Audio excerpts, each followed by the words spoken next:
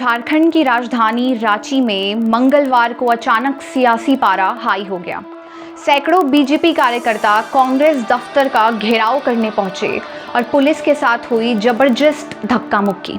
आखिर अचानक क्या हुआ रांची में, देखिए ये ग्राउंड रिपोर्ट।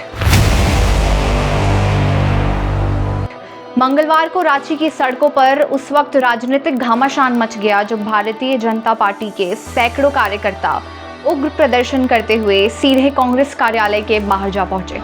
बीजेपी कार्यकर्ता कांग्रेस नेतृत्व के खिलाफ जमकर नारेबाजी कर रहे थे।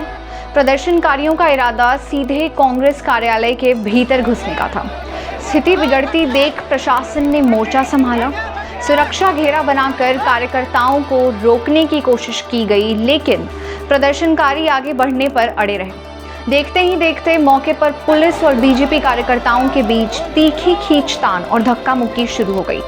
कुछ देर के लिए कांग्रेस कार्यालय के बाहर अफरा तफरी का माहौल बन गया। पूरा इलाका मोदी मोदी और कांग्रेस विरोधी नारों से गूंज उठा। इस प्रकार से कांग्रेस पार्टी का दोहरा चरित्र वर्षों से इस देश में रहा और देश में जिस प्रकार से वो अपना प्रदर्शन कर रहे हैं, नाटक कर रहे हैं, प्रत्यक्ष रूप से कल माननीय प्रधानमंत्री जी के आवास को घेरने का इन्होंने काम किया, धरना देने का काम किया।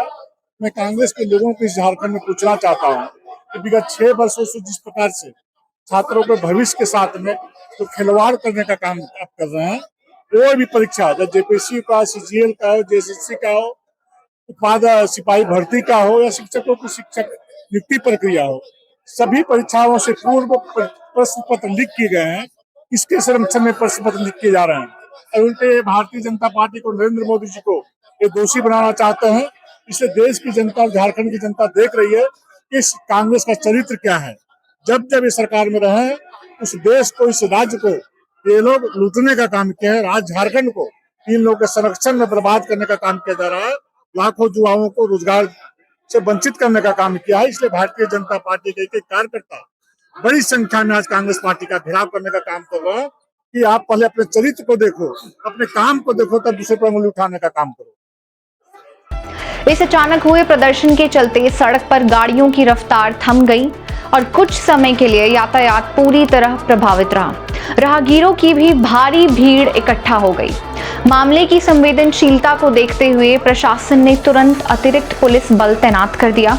वरिष्ठ अधिकारी खुद मौके पर डटे रहे और कड़ी मशक्कत के बाद हालात को काबू में किया।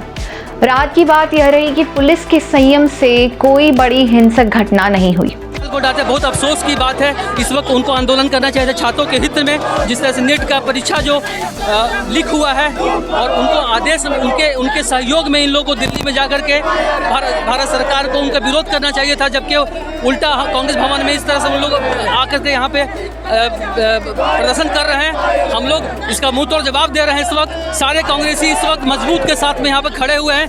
पूरे देश में हम लोग बीजेपी का आंदोलन करने के लिए छात्र रोड पर उतर चुके हैं। उनका दिन अब बहुत उल्टा शुरू हो चुका है उनका। इस घटना के बाद रांची में बीजेपी और कांग्रेस के बीच सियासी बयानबाजी और तेज होने के आसार हैं। इस पूरे घटनाक्रम पर आपकी क्या राय है, हमें कमेंट बॉक्स में जरूर बताएं। देश और राज्य की तमाम बड़ी खबरों के लिए लोकल खबर को सब्सक्राइब करना न भूलें। धन्यवाद।